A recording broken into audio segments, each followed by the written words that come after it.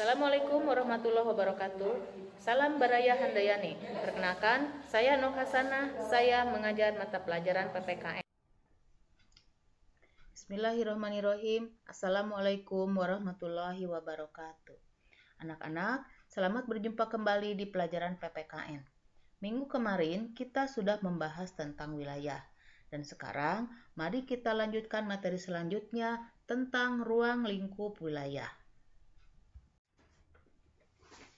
Adapun tujuan pembelajaran yang akan kita bahas pada kesempatan ini adalah setelah kita atau kalian mengikuti pembelajaran ini, kalian diharapkan memahami tentang 1. Pembagian ruang lingkup wilayah. 2. Batas-batas wilayah Indonesia.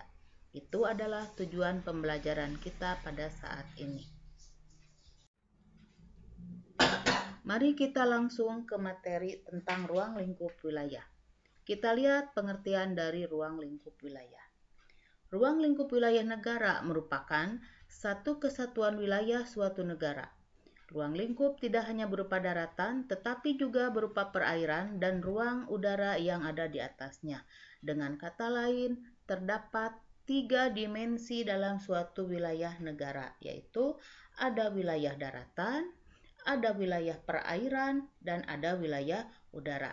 Sekarang silakan kalian bayangkan, di mana negara kita, di mana kalian tinggal, itulah menjadi ruang lingkup wilayah kita. Ya, ada daratannya di mana rumah kita ada perairannya yang kadang-kadang kita suka traveling, piknik, rekreasi ke lautan. Kemudian ada juga ruang wilayah udara. Itu apabila misalnya kalian pernah naik pesawat udara, di atas itulah menjadi ruang wilayah udara kita. Paham sekarang kalian? Atau sudah terbayangkan ya bahwa wilayah negara kita atau ruang lingkup wilayah negara kita ada wilayah daratan, ada wilayah perairan, dan ada wilayah udara. Mari kita lihat wilayah daratan. Wilayah daratan bisa didefinisikan sebagai suatu tempat di mana menjadi tempat bermukimnya atau berdiamnya warga negara atau penduduk negara yang bersangkutan. Seperti kita, di mana kita tinggal, disitulah wilayah daratan kita. Kemudian kita lihat batas-batas wilayah daratan suatu negara.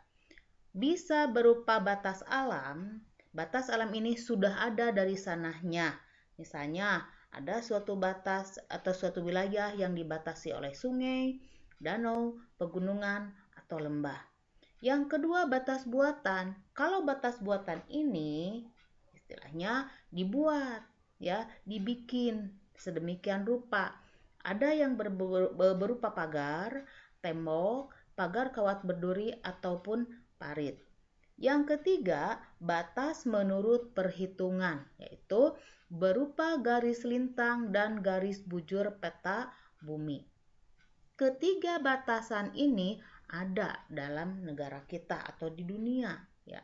Kemudian, wilayah daratan Indonesia memiliki luas 1.992.570 km persegi dan terdiri dari 5 pulau besar, yaitu Sumatera, Jawa, Sulawesi, Kalimantan, dan Papua, serta pulau-pulau kecil dengan total jumlah pulau di Indonesia berjumlah 13.446 pulau, ya. Jadi bisa kalian bayangkan ya, sudah paham ya sekarang bahwa batas itu ada batas alam yang sudah ada dari sananya, ada batas buatan yang dibuat, dan ada batas menurut perhitungan atau di mana letak suatu negara dilihat dari garis lintang atau garis bujur buminya. Sekarang mari kita lihat gambar betapa indahnya, betapa eloknya wilayah daratan negara kita. Ini adalah amanat dari Allah Subhanahu wa Ta'ala kepada semua umat manusia di bumi ini. Bagaimana caranya mengemban amanat dari Allah sehingga bumi kita tercinta ini atau dunia ini lebih hijau, lebih terlihat indahnya dan lebih bisa dirasakan manfaatnya oleh seluruh umat manusia di dunia. Tidak ada lagi kerusakan-kerusakan yang ditimbulkan oleh manusia-manusia yang ada di dunia, terutama oleh warga negara kita. Kita harus bisa menunjukkan betapa Allah itu sayang kepada kita, kepada semua umat manusia, sehingga diberinya kita tempat di muka bumi ini. Ya, jadi kembali lagi Ibu katakan, kita harus pandai-pandai merawat bumi kita sebagai tanda rasa syukur kita kepada Allah Subhanahu wa taala atas amanat yang diberikan. Sekarang mari kita lihat wilayah perairan atau wilayah lautan. Wilayah perairan adalah bagian perairan yang merupakan suatu wilayah negara. Pasal 1 ayat 4 Undang-Undang Nomor 6 Tahun 1996 tentang Perairan Indonesia menyebutkan bahwa Indonesia adalah laut teritorial Indonesia beserta perairan kepulauan dan perairan pedalaman. Kemudian, wilayah laut negara atau batas teritorial umumnya dihitung dari pantai ketika air sedang surut. Adapun laut di luar perairan teritorial disebut lautan bebas atau perairan internasional. Jadi, di sini bisa disebutkan bahwa wilayah perairan suatu negara itu menjadi hak kedaulatan dari negara yang bersangkutan. Tentu saja ada landasan-landasan hukumnya. Kemudian, bagaimana cara menghitung wilayah laut? Di sini disebutkan bahwa batas teritorial umumnya dihitung dari pantai ketika air sedang surut atau ketika air dalam keadaan sedang jauh dari bibir pantai. Ya. Kemudian, ada dua konsep mengenai hukum laut internasional. Yang pertama, res nullius, yaitu laut tidak ada yang memilikinya, sehingga laut dapat diambil serta laut dimiliki tiap negara. Jadi, semua negara atau semua warga negara boleh mengambil harta kekayaan laut yang ada di dalam lautan. Itu menurut teori res nullius. Teori yang kedua, res communis, yaitu laut adalah milik bersama masyarakat dunia, sehingga tidak bisa diambil dan dimiliki oleh suatu negara. Jadi, bebas oleh negara manapun, tidak terikat pada posisi di mana suatu negara itu berada. Itu menurut res komunis, ya. Nah, selanjutnya ini Bapak contohkan daripada daratan dan perairan. Nah, ini ada penampakan alamnya sebegitu. Jadi, begitu indahnya pula ya lautan kita dan daratannya ini, jangan terus sampai kalian juga sama, ini harus kita jaga supaya kalian adalah generasi penerus daripada yang melanjutkan dan menjaga tentang tatanan wilayah yang ada di Indonesia. Sekarang mari kita lihat gambar berikutnya, ya, penampakan alam. Tadi kita sudah melihat wilayah daratan, sekarang kita lihat wilayah lautan atau wilayah perairan. Ini hanya sebagian contoh kecil saja, ya. Banyak gambar-gambar yang bisa kalian lihat atau bahkan mungkin kalian pernah berfoto ria, berselfie ria di wilayah lautan, ya. Kita lanjutkan selanjutnya. Anak-anak, sekarang kita lihat batas lautan. Pada tahun 1982 ditetapkan traktat atau perjanjian multilateral di Montego Bay, Jamaika. Berdasarkan traktat tersebut ditetapkan bahwa batas lautan itu ditentukan oleh batas-batas sebagai berikut. Yang pertama ada batas laut teritorial, merupakan wilayah yang menjadi hak kedaulatan penuh suatu negara di laut. Batas laut teritorial negara adalah 12 mil diukur dari pulau-pulau terluar kepulauan suatu negara ketika air sedang surut, seperti yang sudah disebutkan tadi. Kemudian yang kedua, ada batas zona bersebelahan, merupakan wilayah di luar batas laut teritorial sejauh 12 mil laut atau 24 mil dari pantai. Di dalam wilayah ini, Negara pantai dapat mengambil tindakan dan menghukum pihak-pihak yang melanggar undang-undang bea cukai, fiskal, imigrasi, dan ketertiban negara. Itu adalah batas teritorial dan batas zona bersebelahan. Udah kebayang ya? Kemudian batas selanjutnya adalah batas zona ekonomi eksklusif. Merupakan wilayah laut sejauh 200 mil diukur dari pantai ke laut bebas. Di dalam wilayah ini, negara pantai yang bersangkutan berhak menggali kekayaan laut dan menangkap nelayan asing yang kedapatan menangkap ikan di wilayah ini, serta melakukan kegiatan ekonomi lainnya. Negara lain bebas berlayar atau terbang di atas wilayah itu serta bebas pula memasang kabel dan pipa di bawah laut. Ya, jadi itu batas zona ekonomi eksklusif sejauh 200 mil.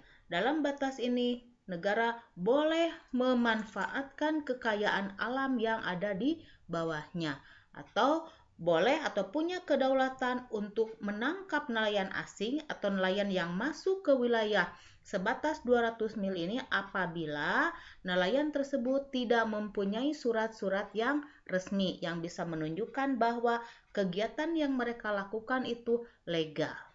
Kemudian D atau yang keempat, batas landas benua merupakan wilayah laut suatu negara yang jaraknya lebih dari 200 mil laut dari pantai.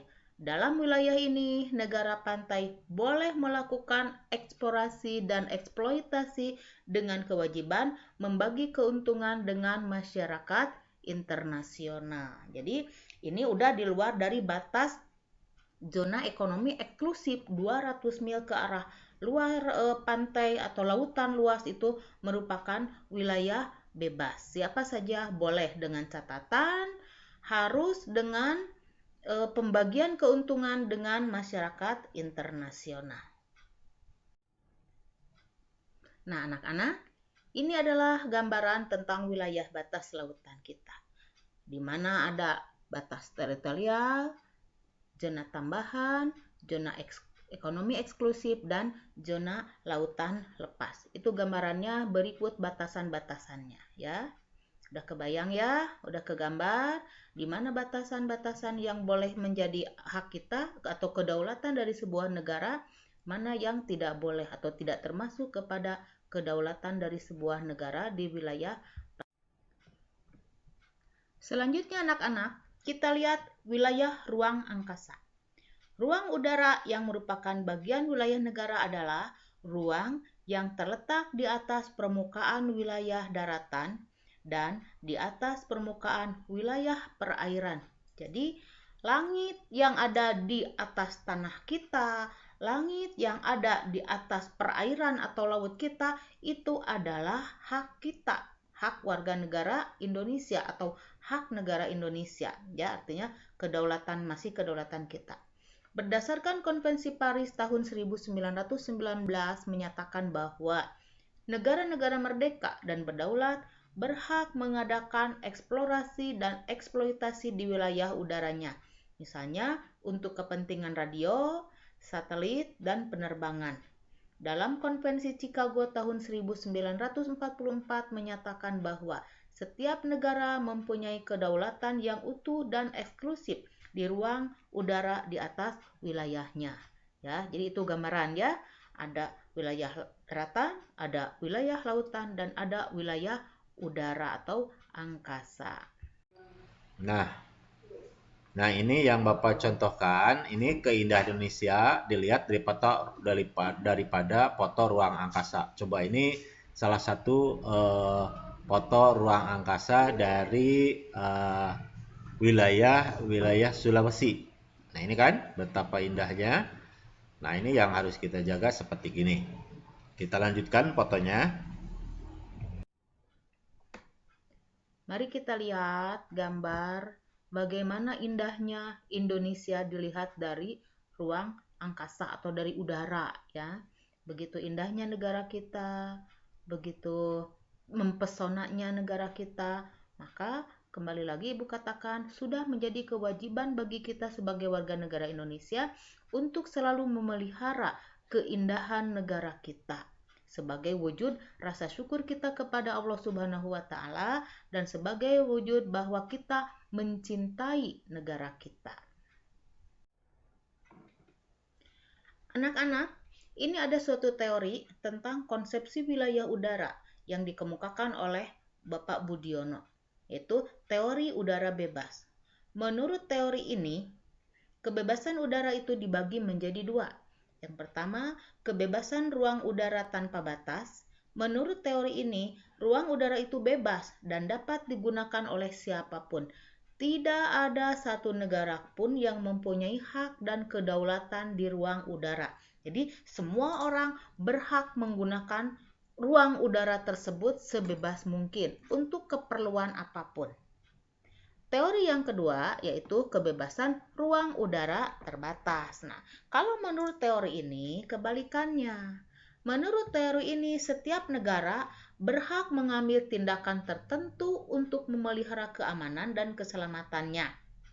Dan negara kolong atau negara bawah hanya mempunyai hak atas wilayah atau zona teritorial. Jadi sesuai dengan posisi di mana negara tersebut berada, hanya disitulah batas wilayah udara atau wilayah angkasa. Selain dari itu berarti ada aturan-aturannya. Ya. Anak-anak, demikianlah pembahasan tentang ruang lingkup wilayah pada saat ini. Semoga apa yang sudah kita bahas tadi bisa kalian pahami dan semoga apa yang sudah kita bahas tadi, yang sudah Ibu sampaikan tadi, akan menjadikan sebuah ilmu yang akan bermanfaat bagi kalian, juga bagi Ibu di kemudian hari. Tidak lupa Ibu ucapkan kepada kalian, tetap semangat walaupun pembelajarannya seperti sekarang ini dalam kondisi seperti ini. Jangan lupa juga jaga kesehatan. Selalu ingat social distancing dan physical distancing. Semoga Allah Subhanahu wa taala selalu memberikan perlindungan kepada kita.